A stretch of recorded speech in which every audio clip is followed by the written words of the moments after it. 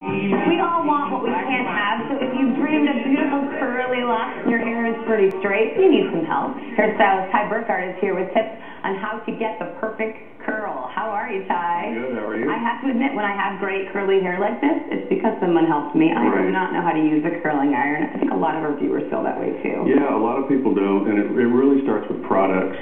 Okay. You really want a good moisturizing product. If you have fine hair like Lauren does here. Hi, Lauren.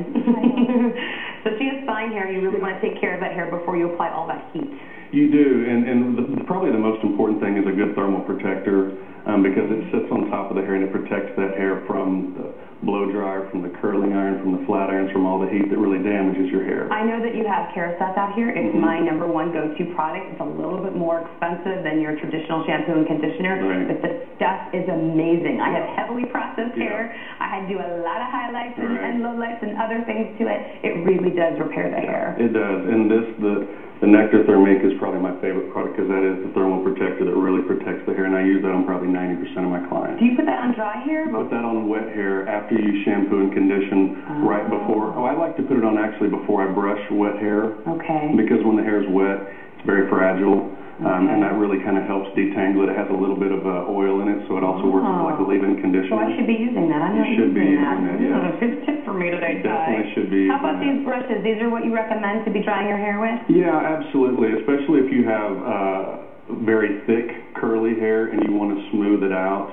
I definitely recommend using a good round brush to smooth that hair before you go back in with a curling iron or flat iron if you want to put just some volume and kind of loose curls and waves in your hair. All right, so we've got the brushes, we've got all of the things to protect our hair. Now we get our model. How do we actually get the curl like I have in my hair? Well, what you typically want to do is it doesn't have to be really precise when you're doing it yourself. But the first few sections you typically want to curl away from your face. Okay.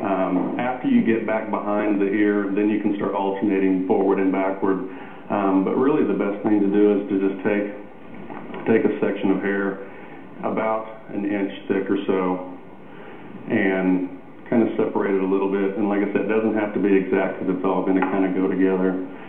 And just take the curling iron. And how big is that barrel? This is a 1 3/4 inch. Okay. It's kind of a medium-sized barrel. And I just like to start the curl closer to the scalp, not at the end, because if you start at the end, it's only going to curl the end of your hair. Okay. So start it towards the middle. And then just keep wrapping. Keep wrapping it, keep twisting it, keep wrapping it.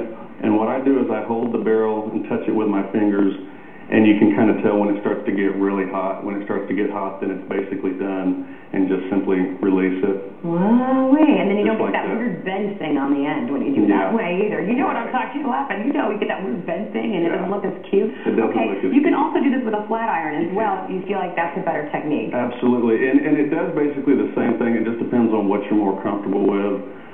Some people don't have curling irons, so they like to use a flat iron. And basically, it's a very simple principle. You just simply take the hair, put the flat iron in, twist it 90 degrees, and then pull it straight out.